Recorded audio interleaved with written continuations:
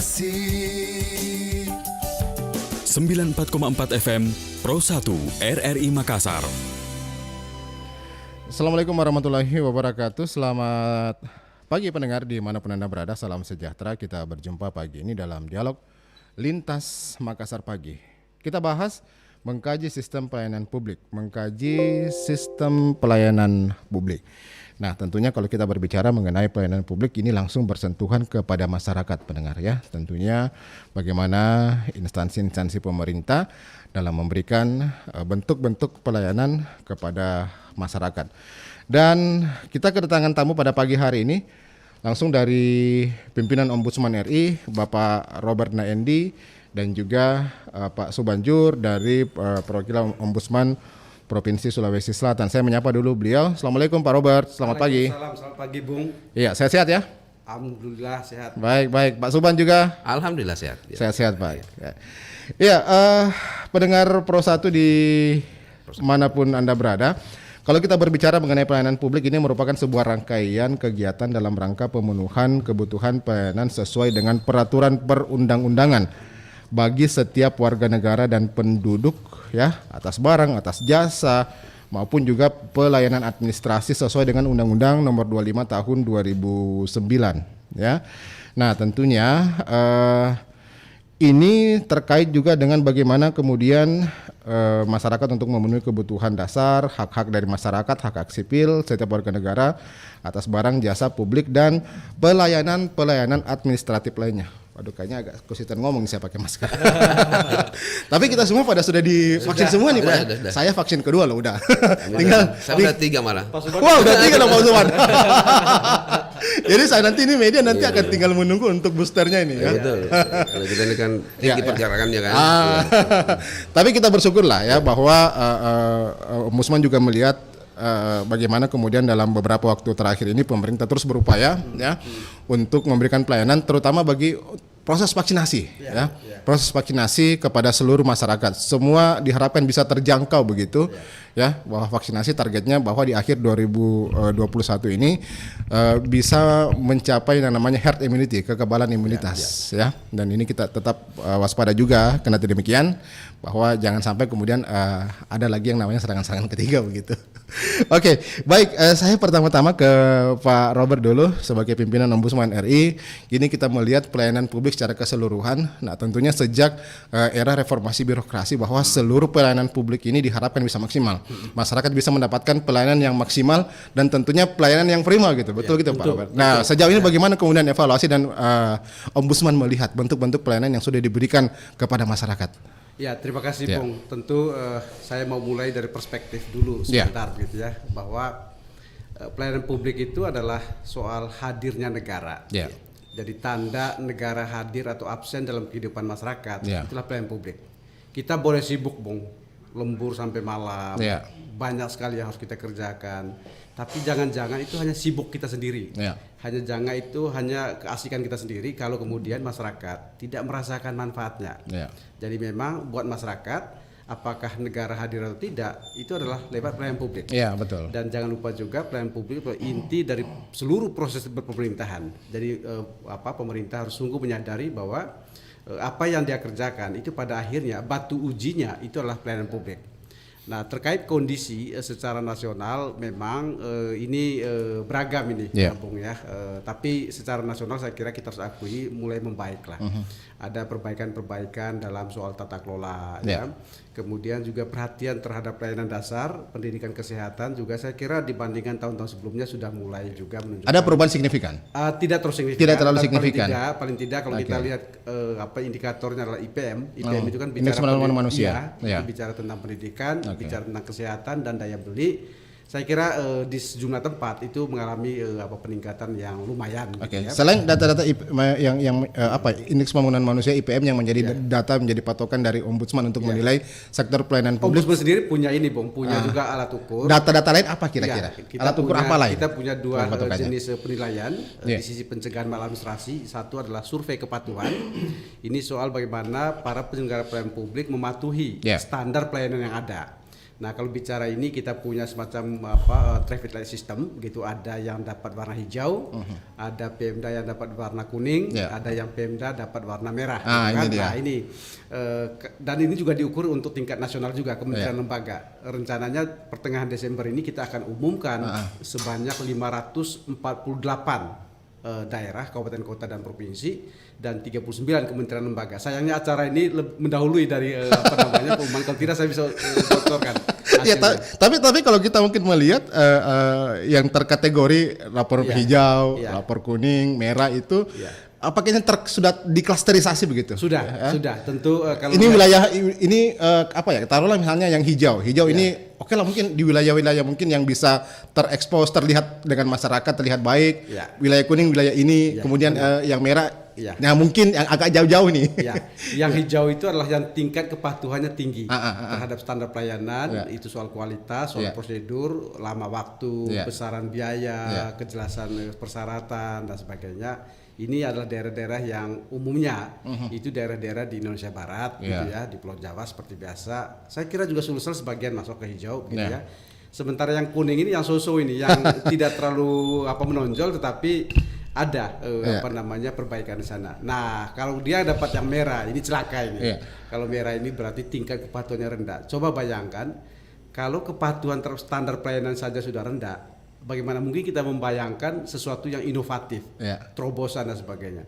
Yang standar saja tidak dia penuhi, gimana kemudian kita berimajinasi misalnya bahwa di daerah itu pelayanan publiknya akan punya banyak inovasi atau terobosan. Jadi memang ini yang menjadi concern Ombudsman, di mana yang hijau dan kuning ini paling jauh kita memberikan apresiasi, insentif dan sebagainya, tetapi yang merah itu menjadi perhatian, dilakukan berbagai pendampingan, dilakukan berbagai upaya monitoring dan sebagainya. Dan kita berharap sesungguhnya tidak hanya pekerjaan Ombudsman, meskipun core business Ombudsman adalah pelayanan publik, tetapi ini harus menjadi kerja besar bersama dari berbagai pihak, Kementerian PAN, kemudian juga Ombudsman sendiri tentu, dan yang bersangkutan, Pemda yang bersangkutan untuk menyadari bahwa kalau dia tetap berada di lampu merah, artinya zona rendah, gitu, ini kemudian akan mempengaruhi tentu kualitas pelayanan publik. Gitu. Yang kemudian kita akan ukur berikutnya adalah ya disebut dengan kualitas pelayanan publik adalah kalau kepatuhan birokrasinya tinggi, kemudian kepuasan publik juga tinggi, birokrasi patuh, publik puas, kira-kira gitu. Nah, kalau tidak patuh, publik belum tentu juga akan puas terhadap apa yang dilayani oleh pemerintah. Ini terkait dengan masyarakat mungkin ya. Seberapa besar sebenarnya masyarakat yang kemudian ketika mendapatkan pelayanan yang kurang maksimal, terkadang kan ada yang masa bodoh aja, Pak. Oh, itu yang kita dorong. Ada yang masa bodoh, yang udahlah, udah ngapain repot. Nah begitu ya, terkadang dia enggan melaporkan begitu ketika mendapatkan pelayanan yang kurang maksimal. Mungkin juga masih ada yang belum tahu bahwa sebetulnya ada Ombudsman, tempat mereka untuk mengadu. Persis. Jadi itulah yang jadi perhatian Ombudsman hari-hari ini. Kita membangun yang pertama adalah pengetahuan masyarakat dulu terkait dengan pelayanan publik, itu penting. Dan mudah-mudahan pengetahuan tentang Ombudsman juga. Kalau sudah itulah membangun kesadaran mereka bahwa pelayanan publik itu hak mereka, bahkan pada jenis tertentu itu hak konstitusional, hak yang sangat dasar, gitu. Dan kewajiban negara, tanggung jawab konstitusional negara adalah memberikan pelayanan publik. Nah, sekarang kita menghimbau melalui RRI juga, kita menghimbau masyarakat kalau Anda punya problem pelayanan publik, silakan laporkan itu ke instansi yang bersangkutan ataupun kepada pihak yang lain, tetapi Ombudsman itu juga sangat bisa dipercaya menjadi saluran Anda, teman Anda untuk mencari penyelesaian bersama. Dan kami siap, termasuk saya kira Pak Kaper, Kepala Perwakilan kami Pak Subhan di Sulawesi Selatan sangat aktif gitu untuk menyambut berbagai pengaduan atau laporan yang Anda terima. Tentu nanti di kami ada proses-proses yang sifatnya sederhana saja, soal administrasi, uji formil, uji material. Ketika itu menjadi kewenangan Ombudsman, legal standing jelas, dan secara material itu masuk, kita akan proses. Oke lah. Tadi kalau kita mengklasterisasi terkait dengan zona-zona ini, yang masih patuh taat dengan aturan standar pelayanan publik begitu. Nah, taruhlah mungkin di wilayah-wilayah yang yang terjauh begitu ya. wilayah-wilayah pedalaman gitu. Iya. Nah, sementara kita tahu nih Pak Subhan juga perwakilan ombudsman kan cuma ada perwakilan provinsi. Iya. Nah, ketika masyarakat yang berada di pedalaman, berada di pedesaan, mereka tidak mendapatkan apa yang menjadi hak-hak mereka. Tentunya menjadi pertanyaan, saya harus mengadu kemana? Apakah saya harus mengadu ke instansi yang bersangkutan? Pastinya mereka mengatakan sama juga. Sementara ombudsman ada di ibu kota provinsi. Untuk sampai ke sana jauh juga. Udah deh biarin aja. Nah, ini bagaimana kemudian untuk bisa menjembatani hal-hal yang seperti ini Pak Subhan? Ya, terima kasih. Saya memulai dulu ya bahwa memang sebelum era reformasi itu kan kita mengetahui bahwa peran publik kita sangat buruk. Iya, dan betul. itu sangat berpotensi menjadi kolusi, korupsi dan nepotisme. Meskipun kita ketahui bahwa setelah era reformasi pun hal itu masih tetap terjadi. Nah, tapi itu kan kita sudah bekerja untuk bagaimana kemudian kita mencapai level di mana pelayanan publik menjadi baik. Dan Ombudsman RI Sulawesi Selatan itu berada di tahun 2012. Terus terang Pak, saya sangat kesulitan waktu itu memberantas masalah pungutan liar, buruknya pelayanan publik, Maladministrasi. Maladministrasi. Karena memang concernnya Ombudsman itu kan adalah dugaan terjadinya maladministrasi. Maladministrasi itu adalah perbuatan melawan hukum, penyalahgunaan kewenangan, melampaui kewenangan, atau pengabaian kebijakan hukum yang menyebabkan masyarakat dirugikan atau orang per orang. Nah, inilah yang membedakan ombudsman dengan lembaga negara lain. Kalau ombudsman concern pada kerugian masyarakat yang timbulkan oleh penyelenggara negara, oleh lembaga negara kan kerugian negara. Nah, ini setelah saya 2 tahun, 3 tahun pertama itu memang agak kesulitan bagaimana mengajak Pemda untuk memperbaiki pelayanan publik. Nah, di titik ini saya sudah berada pada posisi di mana kami bersama-sama Pemda, seluruh kabupaten kota dan provinsi dalam rangka perbaikan publik, dan kementerian lembaga juga semua sudah bahu-membahu dalam membangun komitmen untuk memperbaiki pelayanan publik, terbukti dengan intensnya pencanangan zona integritas di hampir seluruh kementerian lembaga di mana melibatkan ombudsman. Nah, terkait tadi bahwa di ombudsman sangat mudah karena sekarang ini kan ada medsos. Nah, saya selalu menghimbau masyarakat yang jauh dari Sulawesi Selatan, kalau kita mau tahu bahwa justru laporan ombudsman itu banyak dari pedalaman, dari kaki gunung sana banyak. Itu bisa melalui orang per orang karena ombudsman kan punya agent, punya sahabat ombudsman yang menyebar kemana-mana, yang bisa menjadi perantara bagi mereka untuk menyampaikan laporan. Saya mengatakan bahwa Anda cukup melalui WA, melalui surat, melalui telepon, melalui fax, dulu ada fax, melalui Facebook pun boleh. Tapi ketika masyarakat di sana tidak punya gadget misalnya, sekarang kan sangat kurang yang tidak punya gadget. Belum punya dia bisa meminjam keluarganya untuk menyampaikan pengaduannya melalui media sosial milik ombudsman, dan itu tidak sama sekali tidak menimbulkan biaya. Sekaligus ketika kita melakukan pemeriksaan itu kita bisa melakukan investigasi sampai ke sana karena 70% laporan di ombudsman itu adalah sengketa pertanahan. Nah, itu pertanahan ada di mana-mana dan kita tahu bahwa masyarakat tidak punya banyak biaya untuk harus ke ombudsman, maka ombudsman yang turun ke lapangan. Kami yang turun ke lapangan dan itu tidak menimbulkan biaya sedikit pun pada masyarakat. Masyarakat dan instansi yang kita datangi tidak punya kewajiban sama sekali untuk menyiapkan apa-apa dengan ini yang menjadi hal yang cukup boleh dikatakan krusial juga ya, masalah-masalah administrasi yang ada di daerah, apalagi yang tersangkut paut masalah tanah begitu ya. Ini kan pada umumnya yang biasa terjadi begitu. Jadi masalah tanah di ombudsman yang dilaporkan mulai dari kepala ketua RT sampai gubernur. Jadi itu kan masuk semua substansi agraria, terutama BPN. Nah, sekarang ini kita melihat bahwa peran ombudsman ketika ada sejak tahun 2012, Pak, saya boleh dikatakan bahwa sekarang ini saya sudah berada pada titik di mana saya hanya tinggal mengecek sampai di mana kabupaten ini, dan dulu ombudsman ini 12 kabupaten kota dan provinsi Sulawesi Selatan itu ketiga kali menjadi zona hijau di Sulawesi Selatan. Tapi sekarang dengan mungkin terlena ya. Akhirnya Bappenas kemarin memberikan anggaran kepada kita untuk melakukan survei keseluruhan, karena selama ini kan tidak keseluruhan Pak Robert, tergantung dana kita paling 11-10 kabupaten kota setiap tahun. Tahun ini seluruh 24 kabupaten kota.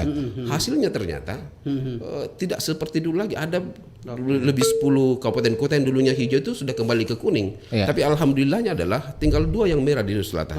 Tinggal 2 merah. Yang lainnya kuning tahun ini. Tinggal dipoles sedikit untuk menjadi hijau lagi. Nah, yang menggembirakan juga bahwa di Selatan ini kan peraih WBK, WBBM banyak sekali, wilayah bebas korupsi dan wilayah birokrasi bersih melayani.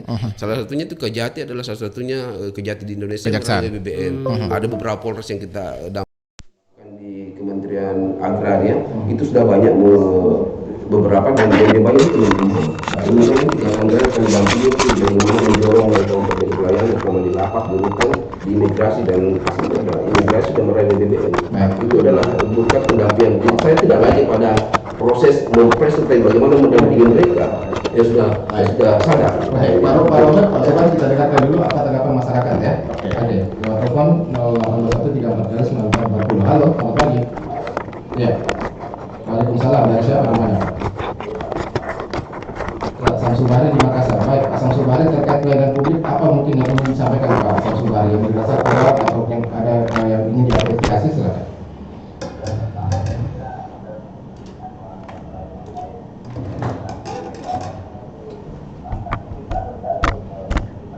Birokrasinya. Oke.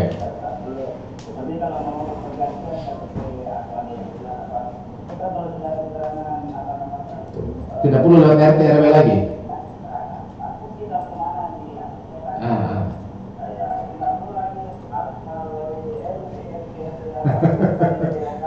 Tidak perlu lewat lurah lagi.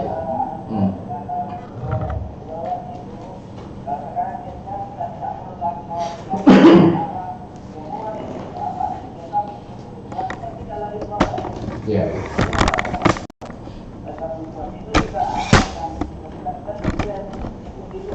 Ya.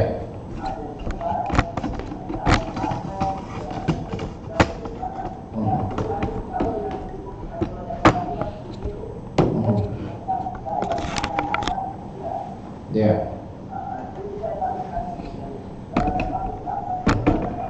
Ya.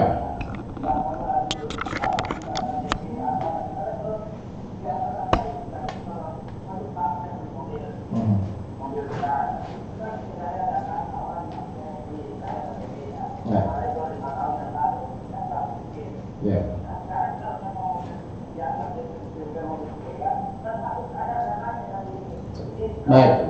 Baik. Oke. Baik, terima kasih Pak ya. Oke. Baik. Terima kasih. Ya, mungkin tanggapi? Ya, Pak Samsul Bahri. Pak Samsul Bahri? Ya, Pak Samsul Bahri ya. Ini poinnya sangat penting karena semalam saya masih bertemu dengan beberapa kelompok yang mengeluhkan soal KTP. Ya. Di mana harapan saya Kota Makassar ini kan kota yang sudah sangat tinggi literasi teknologinya. Ya. Transformasi digital dan pemerintahan mestinya sudah bukan cerita barang atau barang baru lagi di sini. Tetapi ternyata memang soal KTP sendiri pun gitu ya. Ini masih cukup banyak yang mengeluh. Proses pengambilan itu masih konvensional, manual gitu. Ya. Numpuk di suatu kecamatan gitu. Jadi orang datang berbondong-bondong dan di sana juga belum tentu terlayani dengan bagus gitu kan. Nah, ini yang sebenarnya untuk kota sekelas Makassar yang saya tempatkan ini sama dengan Surabaya, sama dengan Jakarta, sama dengan Medan. Hal-hal seperti ini mestinya tidak boleh terjadi lagi, di mana prosesnya itu konvensional, numpuk dan sebagainya. Maka gunakanlah alat-alat kerja yang ada dan kemudian struktur pemerintahan. Kecamatan distribusikan ke KTP hingga tingkat kelurahan, hingga tingkat RT RW dan sebagainya, di mana warga kemudian cukup ke sana.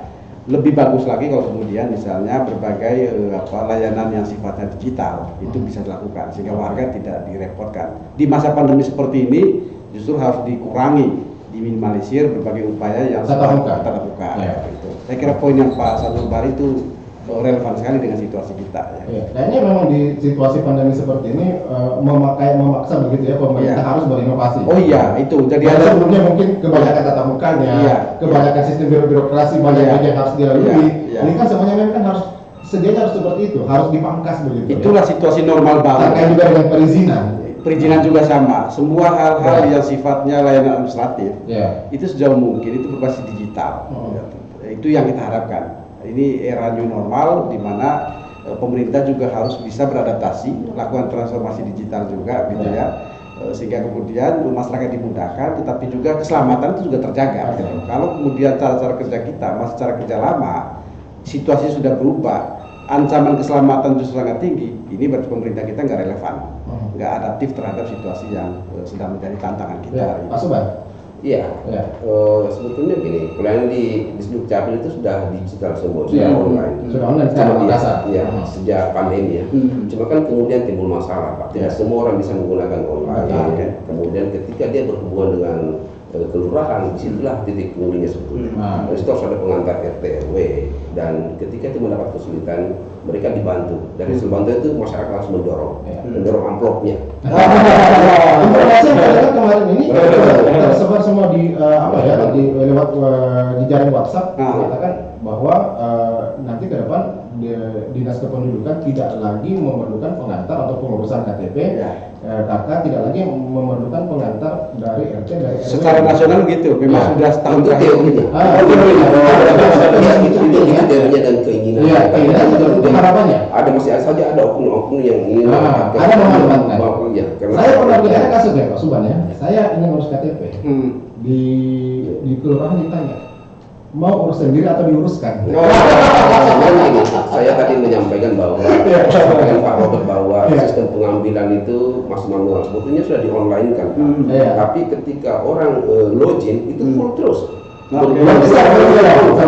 Berarti sengaja sehingga ketika ada keinginan sekarang punya investigasi dan kita menemukan oknumnya.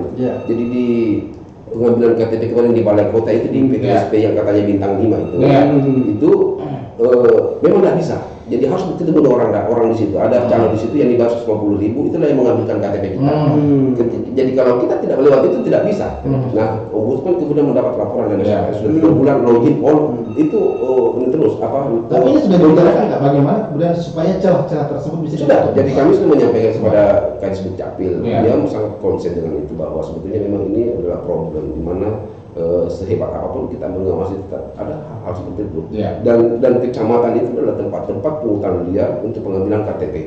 Jadi kan pengambilan KTP itu kan di Dukcapil, dia akan dicetak di kecamatan. Kalau maksudnya di kelurahan.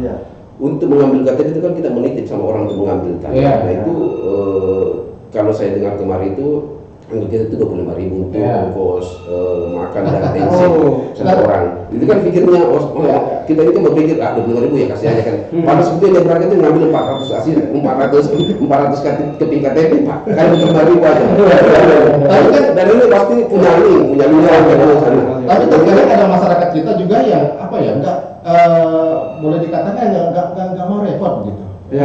Yang enggak mau repot 100.000 enggak apa-apa lah. Nah iya. Daripada ini kan mungkin sangat menghargai tadi money gitu ya. Mungkin mereka merasa waktu saya mungkin ketika mengurus sistem administrasi seperti ini akan habis sehari. Padahal ketika taruhlah dia bisnismen ya, seseorang yang memang setiap harinya berpakaian dengan waktu. Waktu sampai dengan 5 jam, berapa jam sehari ketika mengurus hal-hal yang seperti ini tentunya akan sangat-sangat merepotkan. Apalagi di masyarakat modern seperti saat sekarang ini, waktu sekecil apapun itu kan begitu berharga. Nah ini kan yang seringkali dimanfaatkan begitu oknum-oknum, celah-celah ini yang kemudian dimanfaatkan oknum, dan bagaimana kemudian supaya celah-celah ini bisa ditutup.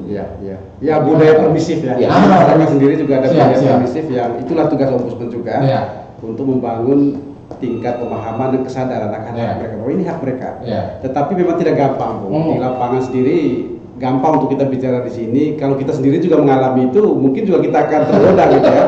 Jadi ada suatu situasi yang membuat mereka sulit dan terdesak pada titik di mana ya sudahlah. Kalau sudah begini ya situasinya, saya kemudian daripada tidak kemudian terlayani atau terlayani sangat lama begitu, akhirnya menggunakan cara-cara jalan pintas, dan ini yang membuat rusak ekosistem pelayanan publik kita.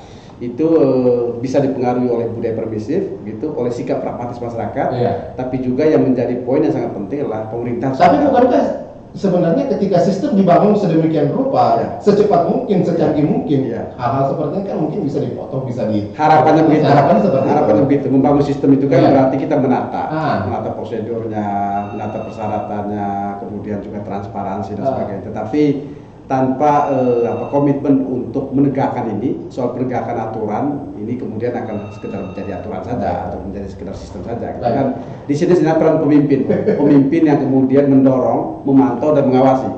Karena kalau kepala daerahnya itu hanya mengagendakan reformasinya dalam tataran kebijakan, tidak memonitor lapangan. Just lip service. Wah, di lapangan ini justru berbagai kong kali dan sebagainya terjadi. Baik. Pak, kita dengarkan lagi masyarakat ya. Tadi nelfon terus nih. Halo. Waalaikumsalam. Dari mana, gimana Pak? Pak Abdullah Sewang di Makassar. Ya, silakan ya Sewang.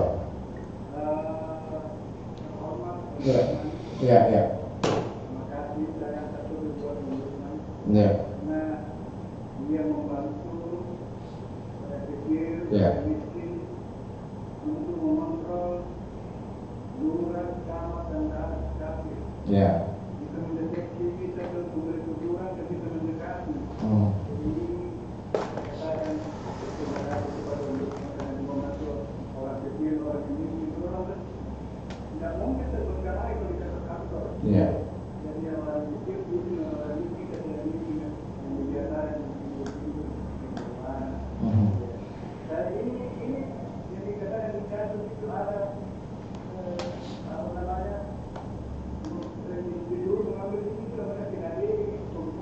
Iya, baik. Baik.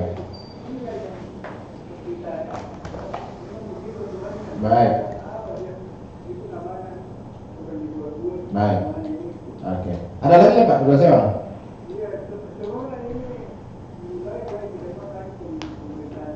Iya. Baik. Oke.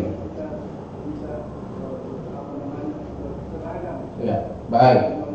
Terima kasih. Ya, Pak Abdul. Iya. Oke. Waalaikumsalam. Dari Sewang di Makassar, ya. Kayaknya Makassar memang ini boleh dikatakan menjadi salah satu magnet begitu ya, menjadi patokan juga. Iya. Ketika melihat Indonesia Timur pasti melihatnya ke Makassar. Barometernya di Makassar. Ketika Makassarnya baik, nah tentunya pasti wah ini Indonesia Timur sistem pelayanan publik juga ini kan sudah sangat baik. Iya. Gimana? Ya, saya tambahkan sedikit. Iya, silakan. Jadi sebetulnya gini, kita ada contoh bagus itu di imigrasi misalnya. Iya. Kalau memang bank tempat membayar itu tidak ada di situ, sebenarnya harus ada di situ sehingga masyarakat tidak Ada perwakilannya. Enggak, di situ ada biro jasa. Biro jasa tapi tidak mutlak. Masyarakat diberikan pilihan Anda mau bayar langsung ke BNI atau melalui biro jasa. Biro jasa ini cuma 5.000 rupiah. Nah, kalau dia berat dengan 5.000-nya dia bisa langsung ke sana. Nah, itu kan dia juga bayar ongkos parkir itu kan, jadi mungkin 3.000. Nah, itu jadi itu ketahuan bahwa cuma 5.000 rupiah.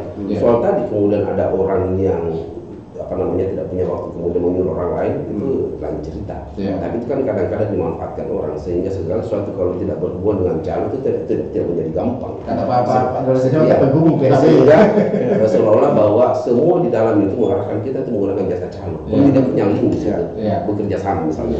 Nah itulah yang sebetulnya menjadi concern kita dan di kita sih kalau kita datang ke tempat-tempat itu mengatakan bahwa tidak ada lagi setelah tapi tetap saja ada yang ketika kita dengar memanfaatkan lagi. Jadi hal yang paling penting seperti di imigrasi itu adalah ketika memang ada pembayaran di situ harus menghadirkan bank di situ.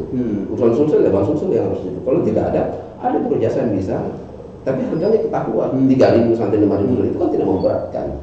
Nah, jadi itu salah satu solusi bagaimana kemudian sehingga calon tidak sehingga menentukan harga. Tadi jam 7 Pak Robert, Pak Subhan, kami juga buka opini publik masyarakat untuk menyampaikan opini-opininya ya tentang sistem pelayanan publik. Ya saya bacakan dan mungkin ini bisa dipegangan juga.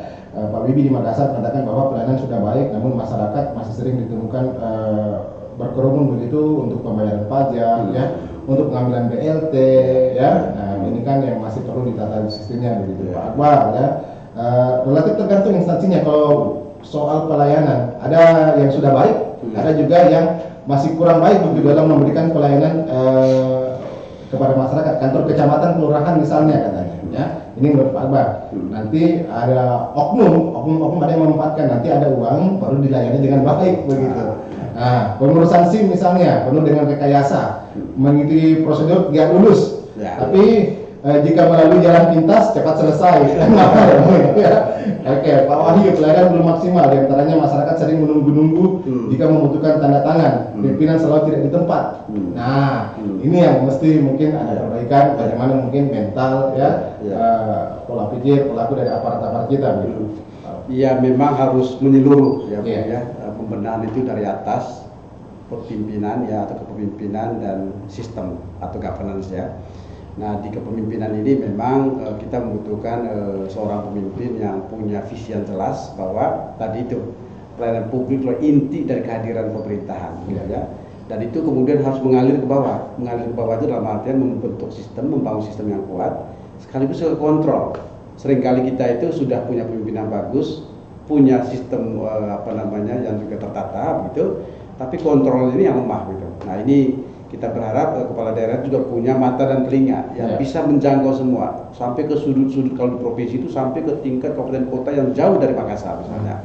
Nah, ini semua kontrol yang sangat penting sehingga kemudian problemnya dalam masyarakat itu makin berkurang. Tentu pada sisi lain kita berharap masyarakat juga keaktifan dan kesadaran masyarakat akan haknya ini menjadi sangat penting dan harus bekerja untuk membangun itu, gitu.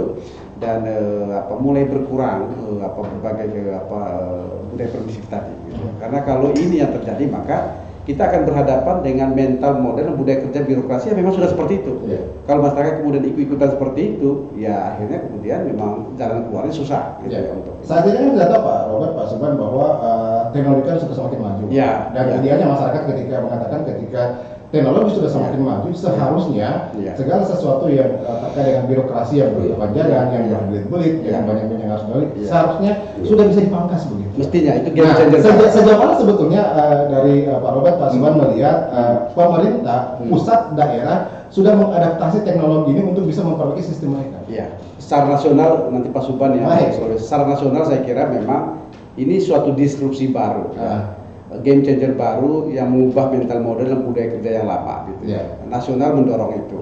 Tetapi lagi-lagi letak atau lokus pelayanan publik itu kan digital dan pemerintahan dan pelayanan publik dan sebagainya. Tetapi kalau kemudian Pemdanya itu kemudian memang tidak punya tingkat literasi yang sama, atau masyarakat juga sama seperti itu, ya akhirnya ini segera dikerjakan. Dan juga soal ketimpangan teknologi juga jadi problemnya kita. Kita bicara Makassar, kita bicara sesuatu yang mungkin ideal, tapi kita belum bicara tentang Tanah Toraja misalnya. Kita bicara kalau di luar itu Papua Barat. Dan memang ini kompleks dan itu butuh upaya yang sangat serius dari pemerintah untuk menyiapkan infrastrukturnya, SDM-nya dan sebagainya untuk transformasi digital itu benar-benar berjalan. Pak Subhan, gimana? Iya, jadi sebetulnya gini, kunci pelayanan publik yang baik itu berkualitas itu ada pada kepala daerah. Kalau kepala daerahnya mau semua jalan Pak, jangan hanya kepala daerahnya yang pintar doang, menjanjikan yang enak-enak, kemudian dia tidak memastikan di bawah melakukan hal itu. Karena seringkali kepala daerah ya pasti di mana-mana dia bicara enak, menggampang. Kalau Pak Anda tinggal dulu Pak Anda. Iya, menurut kamu karena laporan itu, tapi di bawah Anda memastikan itu dan kalau itu tidak terjadi harus ada sanksi. Dia tidak pernah dilakukan sebenarnya. Kita hanya senang bahagia menceritakan soal yang indah-indah kepada masyarakat, tapi tidak memastikan aparat tidak melakukan apa yang kita sampaikan tadi itu. Nah, termasuk transformasi digital sebetulnya di Makassar ini, kalau orang menunggu tanda tangan kepala dinas itu bisa sampai 3 hari. Untuk sesuatu yang dikerjakan dalam waktu 2 menit sebetulnya. Karena kemudian saya keluar ini, padahal sekarang kan bisa tanda tangan digital.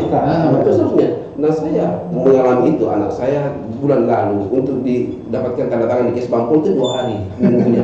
Setelah saya telepon itu 2 menit dikerjakan selesai. Kemudian dia berangkat ke BKKBN itu 3 hari suratnya. Untuk sesuatu yang dikerjakan 3 menit. Padahal Makassar sudah terapkan smart city. Iya, itulah ya. Jadi kan kita jargon kita ini pelayanan publik kelas dunia, tapi hasilnya apa? Kita justru PTSP kita justru terburuk di Indonesia. Nah, ini tidak boleh kita lagi terlena dengan jargon-jargon yang mengenakan masyarakat, tapi harus dipastikan bahwa tidak perlu berjargon, tapi buktikan dengan pelayanan publik yang baik. Pak Subhan, Pak Robert, saya juga sudah undang dari akademisi ya, dari Universitas Hasanuddin, Bapak Dr. Lukman Irwan. Mungkin beliau nanti punya pandangan begitu, pandangan akademisi bagaimana pelayanan publik yang ada di negara kita. Pak Lukman Irwan, assalamualaikum. Sehat-sehat Pak. Pak Lukman Irwan, di studio kami ada Ombudsman RI, Pak Robert ya, dia pimpinan Ombudsman RI, ada Pak Subhanjur, pimpinan perwakilan Ombudsman Sulsel Pak. Iya. Halo Pak Lukman. Pak Robert juga. Ya. Selamat pagi Pak Lukman. Ya. Pak Lukman mungkin melihat bagaimana sistem pelayanan publik kita yang ada saat ini, instansi vertikal, instansi yang ada di daerah. Pak Lukman melihatnya dari sudut pandang akademisi seperti apa Pak Lukman ya Pak? Memang kalau kita bicara terkait sektor pelayanan publik ini kan berkaitan langsung dengan tanggung jawab negara, institusi negara untuk kemudian menyediakan layanan yang dibutuhkan oleh masyarakat. Nah, secara umum kalau kemudian kita melihat masih banyak problem-problem yang ada di seputaran pelayanan yang disediakan oleh institusi dan lembaga-lembaga pemerintah. Persoalan kita paham sekali di Permen tentang pelayanan publik itu kan ada 14 standar. Ada 14 standar yang menjadi tolak ukur untuk menilai bagaimana kemudian kualitas layanan yang diberikan dan disediakan oleh instansi publik kita.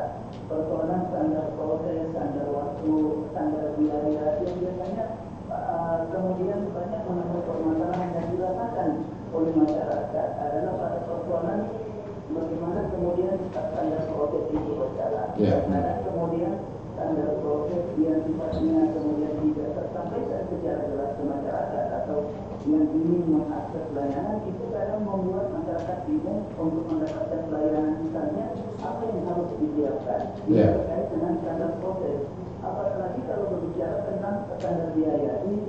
Ini juga yang jadi problem, karena pada konteks ini kadang kemudian ada celah-celah yang dimanfaatkan oleh oknum-oknum tertentu yang akhirnya kemudian masyarakat terbebani dari sisi pembiayaan, karena masyarakat kita juga sangat minta di dalam mendapatkan pelayanan, apalagi sifatnya yang sangat urgent, yang kadang kemudian disitulah muncul pihak-pihak yang seperti jalur dan sebagainya.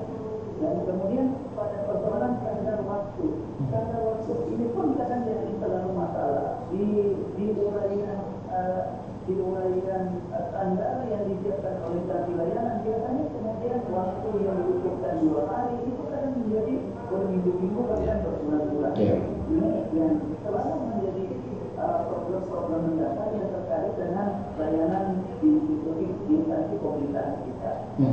Oke. Nah, saat ini kan sudah ada ombudsman gitu Pak, ya, ombudsman yang kemudian bisa kemudian menjabatkan ketika masyarakat mendapatkan pelayanan yang kurang maksimal. Nah, tentunya mereka bisa saja mengadu begitu kepada ombudsman. Nah, bagaimana Pak Andi Lukman melihat kehadiran ombudsman ini dalam bisa menengahi begitu setiap ada persoalan-persoalan terkait dengan pelayanan publik ini di masyarakat? Ya, saya kira kita tahu khususnya ombudsman perwakilan RI di Presiden ini luar biasa bagusnya, bukan karena Pak Kasuan ada di studio yang positif seperti ini, tapi memang kita lihat itu juga terkait sengketa layanan, terkait kemudian ada aduan-aduan layanan, ombudsman kemudian sudah hadir untuk kemudian bisa menjadi mediator ataupun kemudian menerima keluhan dari masyarakat. Nah, sekarang tinggal bagaimana kemudian sosialisasi terkait ketika masyarakat ingin mengajukan layanan itu yang mungkin harus ada di setiap unit-unit layanan. Mungkin di setiap unit-unit layanan yang contohnya berkaitan dengan pelayanan dasar yang dibutuhkan masyarakat, ada kemudian penyampaian ketika Anda menemukan masalah, silakan lapor ke ombudsman misalnya di hotline nomor ini. Nah, tinggal sosialisasi seperti itu supaya kemudian masyarakat ini punya opini apalagi namanya kanalisasi masalah, sehingga perlu kemudian ada penyampaian secara anarkis melalui demo. Betul. Jadi artinya ombudsman bisa mengkanalisasi masalah antara masyarakat menjadi mediator masyarakat dengan penyedia layanan. Oke, terakhir mungkin Pak Andi Lukman, saya ingin minta tanggapan Anda bagaimana kemudian untuk sistem pelayanan publik kita yang baik ke depan, dan bagaimana kemudian keberadaan ombudsman ini yang Anda katakan tadi bisa kemudian mengkanalisasi persoalan-persoalan pelayanan, ya, persoalan-persoalan yang ada di masyarakat begitu terkait dengan pelayanan publik. Iya, kalau kemudian kita bicara tentang birokrasi kan ada top management. Ada organisasi top management yang punya tanggung jawab untuk memastikan bahwa semua unit-unit layanan sampai di tingkat bawah, sampai di tingkat kelurahan, sampai di tingkat desa, itu kemudian 14 standar ini khususnya yang ada di Kementan itu betul-betul tersedia di semua unit-unit layanan. Di semua unit-unit layanan misalnya tersedia unit pengaduan, atau kemudian ketika ada masalah yang dihadapi oleh warga, maka kemudian ada unit-unit layanan yang ada di masing-masing penyedia di kantor penyediaan layanan itu, di mana warga ingin menyampaikan aduannya. Nah, saya kira wali kota punya tanggung jawab untuk memastikan itu. Dan oleh karenanya wali kota segera harus memilih yang yang punya kompetensi, yang punya integritas, yang punya kejaksaan, khususnya yang ada di kepala OPD, camat, kelurahan dan sebagainya. Karena wajar pelayanan kita akan sangat bergantung dari level leader dan lower management. Baik. Ya, Pak Andi Lukman, terima kasih banyak Pak Andi Lukman untuk analisanya. Ya, terima kasih banyak untuk ulasannya. Assalamualaikum warahmatullahi wabarakatuh. Selamat pagi. Iya, baik.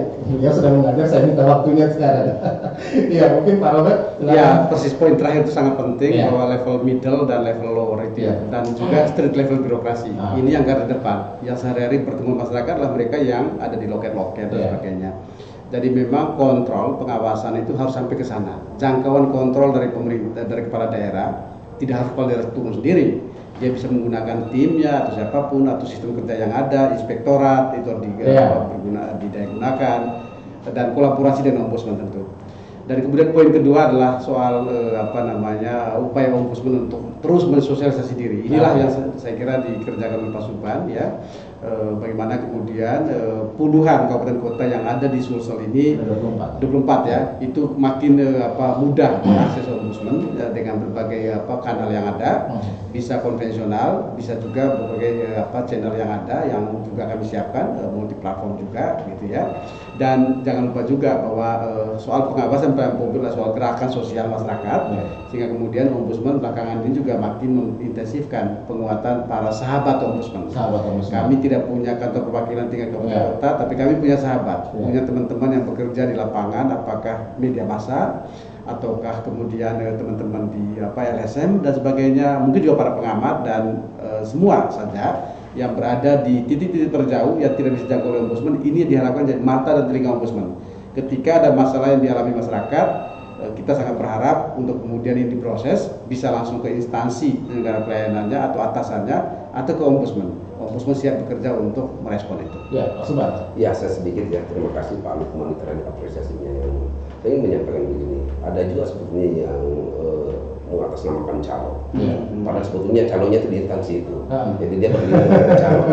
Jadi ada dulu instansi Pak yang sebagian besar pegawainya kalau waktu siang itu membuka baju dinasnya, kemudian dia menjadi calon di luar itu. Nah itu. Dan itu sudah kita atasi. Nah yang kedua adalah saya sering mengatakan kepada pendemo, Anda tidak perlu demo terus menghabiskan energi dan segala macam. Anda datang ke tempat saya dan saya akan layani. Ini yang kita lakukan. Nah yang lainnya adalah kita sebetulnya sudah memasang standing banner di beberapa instansi pelayanan dan disambut baik oleh instansi yang bersangkutan 2 bulan 3 bulan mungkin 4 bulan ditarik standing bannernya itu. Jadi kalau dengan ombudsman kita senang ini, tapi itu kan sebenarnya mungkin mengganggu pendapatan di luar gajinya itu kan. Dan kita berencana bahwa mungkin kita tidak lagi pakai standing banner, tapi kita langsung melakukan stiker yang tertempel di situ untuk bagaimana masyarakat yang mendapatkan pelayanan itu dan merasa dirugikan dia bisa langsung melapor ke atau figura gitu ya. Karena kalau standing banner, tapi begini ada yang menarik Pak sebetulnya di beberapa institusi pemerintah, di BPN, di imigrasi, di kepolisian, bahkan di perguruan tinggi dan di beberapa kabupaten kota itu ketika masyarakat protes dan dia tidak bisa menerima, mereka mengarahkan ke ombudsman. Polisi sekarang ke ombudsman supaya bisa lebih objektif. BPN juga ketika ada masyarakat yang komplain terus-menerus, silakan lapor ke ombudsman, ini nomornya, ini nomor Pak Subhan. Ini ada kesadaran bagi instansi-instansi itu bahwa untuk mendapatkan penilaian yang objektif, Anda harus ke ombudsman. Silakan laporkan ke kami. Itu salah satu yang membuat saya sangat gembira saat ini karena beberapa instansi itu sudah mengarahkan masyarakat yang tidak puas dengan layanan itu melapor ke ombudsman. Artinya ada saja kan yang takut melaporkan ke ombudsman, tapi mereka justru mendorong masyarakat untuk melaporkan dirinya ke ombudsman. Takut ini merasa apa ya? Mungkin merasa salah gitu. Iya, jadi yang mungkin ya kadang-kadang juga ternyata ketika dia mendorong ke ombudsman, ternyata memang dia salah juga. Dan itu adalah sebuah kalau saya mengatakan begini, ketika Anda dilaporkan ke ombudsman, Anda tidak dalam rangka dicari kesalahan, tapi Anda dibantu oleh ombudsman untuk menyelesaikan masalah Anda. Dan inilah yang kemudian dipahami oleh banyak yang sudah berpikiran bagus. Sekarang banyak pemimpin yang berpikiran bagus untuk jalan terbuka, yang senang dengan kritikan dan senang dengan pola-pola penyelesaian melalui ombudsman. Nah ini sebuah langkah yang gembira buat kita. Mudah-mudahan ke depan Sulawesi Selatan ini semakin menjadi provinsi yang pelayanan publiknya menjadi sangat baik. Itu tadi yang saya disampaikan Pak Lukman mengatakan bahwa mungkin ketika masyarakat teredukasi, ketika merasa bahwa ombudsman betul-betul hadir di tengah-tengah mereka, tidak perlu sebetulnya ada demo.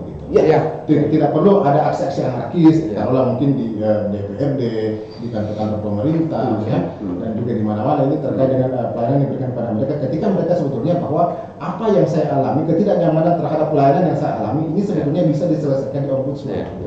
Tapi ini kan masalahnya kan mindset masyarakatnya ini sekarang persoalannya. Bisa nggak kemudian mereka mengarahkan setiap persoalan-persoalan mereka itu disampaikan ke ombudsman? Saya percaya masalah pelayanan publik itu selalu ada penyelesaiannya, selalu ada solusi. Nggak ada yang sangat luar biasa yang bisa kita carikan solusi. Tinggal sekarang adalah kesadaran warga, sadar akan hak-haknya dia, sadar juga bagaimana kalau ada masalah itu kemana itu melapor ya, dan ombudsman itu salah satu kanal utama di sana gitu. Ombudsman ini adalah lembaga perwakilan masyarakat dalam pengawasan pelayanan publik. Jadi kami ini memang secara historis dibentuk mewakili masyarakat untuk melayani. Tentu dalam kerja kita harus objektif. Ya kita tidak kemudian tutup mata terhadap berbagai kesalahan masyarakat juga. Karena terkadang gini Bung, ada kalanya juga laporan masyarakat itu juga laporan yang sebenarnya juga tidak terlalu tepat. Ya. Kita juga beri edukasi bahwa ini tidak benar gitu. Tetapi sejauh itu merupakan hak masyarakat dan memang ada masalah kita akan proses gitu ya. Jadi gunakanlah ombudsman sebagai sahabat Anda dalam mencari penyelesaian, dan pemerintah daerah diharapkan tadi persis yang Pak Subhan sampaikan.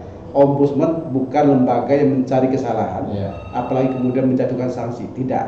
Ombudsman bersama-sama mencari solusi, membantu pemerintah agar memperbaiki diri.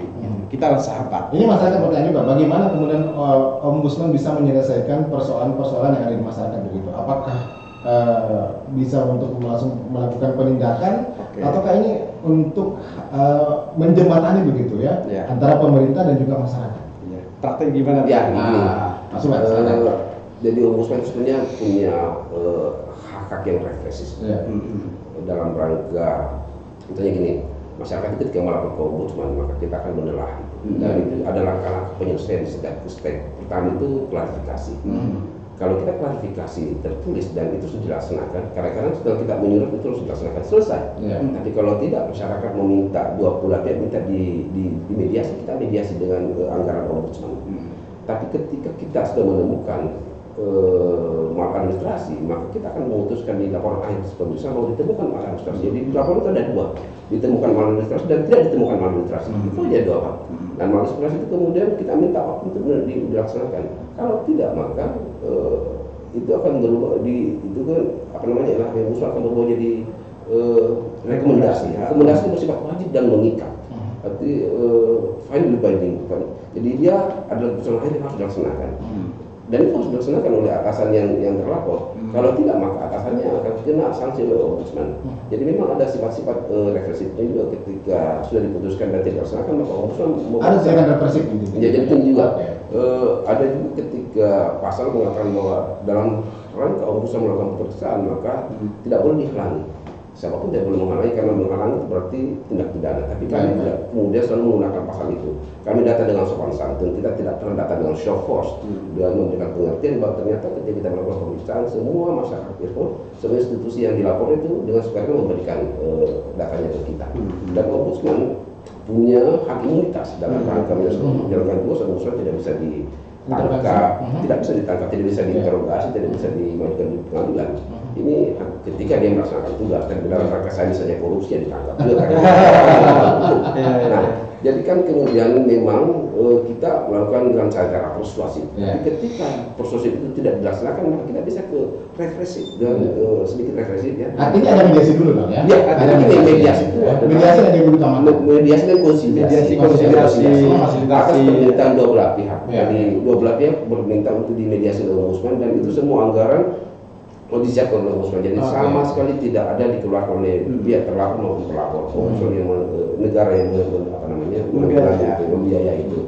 Nah, itu kadang-kadang ditemukan kalau ditemu kita tutup laporan itu. Laporan dengan terjadi maladministrasi tapi sudah dilaksanakan. Tapi kadang-kadang tetap ada sanksi administrasi, misalnya ketika kan seperti kalau di korupsi itu ketika dia mengambil kerugian negara, maka tidak menghapus pidananya. Di ombudsman juga ketika dia mengembalikan kerugian masyarakat, itu dia tidak menghapus. Tapi bisa ditingkatkan ke lebih tinggi, taruhlah misalnya ketika ada penyelenggara negara atau aparat yang katakanlah melakukan pungli begitu. Ini bisa ditindak lebih lanjut lagi nggak? Bisa ke pidana itu. Bisa pidana. Jadi kan kalau di ombudsman bisa mengajukan jadi pidana. Iya, itu kan sudah menjadikan kita punya MOU juga dengan kepolisian, dengan KPK kita ada, kejaksaan ada semua. Jadi sifat-sifatnya pidana tidak lagi di ombudsman ya. Tapi basis datanya, basis di temuannya kita. Tapi ketika melaporkan hal seperti ini, masyarakat juga harusnya punya data begitu ya, punya bukti. Iya.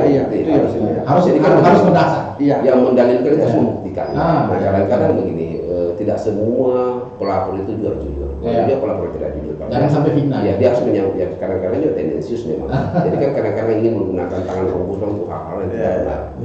Di kami kadang-kadang juga instansi itu karena ketakutan dia ingin, contoh gini, Kostrad misalnya dituduh mengambil tangan masyarakat, dilaporkan ke ombudsman. Setelah lapor ke ombudsman, Kostrad mau membayar lagi. Kami tanya, ini sudah dibayar Pak tadi. Dia kayak bayar ulang, tidak bisa. Itu akan menjadi temuan. Nah, tidak boleh. Jadi dia mengatakan bahwa ini tidak terjadi maladministrasi. Kostrad sedang membayar, yang melakukan itu ada oknum lain. Kalau selalu mengulangi pidana silakan, tapi Anda laporkan tentara yang mengatakan tentara tidak melakukan maladministrasi. Terbukti dia sudah membayar ini. Hal seperti itu. Kadang-kadang kita juga mendorong instansi itu tidak kemudian melakukan pembayaran 2 kali seperti itu. Ya, karena waktu kita sangat terbatas. Pak Robert, Anda mungkin yang sampaikan kepada masyarakat begitu? Iya. Instansi ini perlu berbenah dan terkait bagaimana masyarakat mengadu begitu ketika mendapatkan persoalan-persoalan terkait pelayanan publik. Ya, saya menggunakan kesempatan terakhir ini untuk menyampaikan sesuatu yang tentang ombudsman. Kami punya 2 sayap kerja, satu sayap pencegahan, ini terkait dengan maladministrasinya. Kedua, kalau di instansi hukum disebut penindakan, kita menyebutnya penanganan laporan. Nah, banyak hal sesungguhnya itu bisa diselesaikan di depan ketika kita memperkuat pencegahan, membendung di hulu, masalah-masalah di hilirnya ini bisa tertangani. Tetapi kalaupun kemudian ternyata masih juga ada masalah, masih juga ada pengaduan dan sebagainya, ombudsman bekerja untuk itu. Satu. Kemudian kedua adalah kita sangat berharap pemerintah sungguh menyadari bahwa kembali soal pelayanan publik adalah soal hak masyarakat, gitu ya. Dan kemudian ada tanggung jawab negara untuk bisa merespon dan menyelesaikan itu. Ini yang kita dorong. Hadirnya ombudsman itu adalah sebagai mitra untuk membangun ekosistem agar pemerintah bisa memperbaiki diri. Pada akhirnya penentu akhir apakah pelayanan publik itu bagus atau tidak itu bukan ombudsman. Itu adalah sisi pemerintah sendiri dan masyarakat sendiri. Ini yang kita dorong itu. Ombudsman sebagai mitra untuk membangun ekosistem yang ada. Gitu. Baik. Ya, terima kasih banyak Pak Robert, Pak Suban. Saya waktu sangat terbatas. Menarik sekali diskusi kita, nggak terasa hampir sejam. Masih banyak masyarakat ini mengadu rupanya.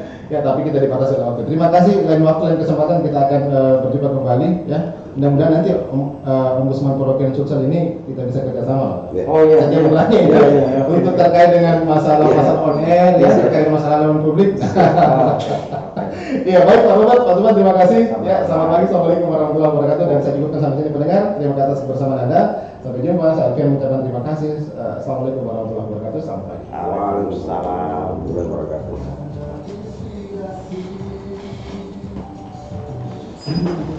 Gak kerasa 1 jam. Iya. Bosnya pintar sih Pak. Jadi gini. Soalnya karena tempat ini, bapak pulang ke Ustaz, dia ini di kampung tuh. Aduh, pulang gitu. Wah, saya keluar dari sana yang camatnya di kelurahannya. Saya bilang, kenapa? Jadi ada macam-macam kok biar nih. Saya yang gua pergi keluar. Iya. Kan masa kan Ustaz hanya Ustaz Publika. Tuh diminta 500.000 di kecamatan.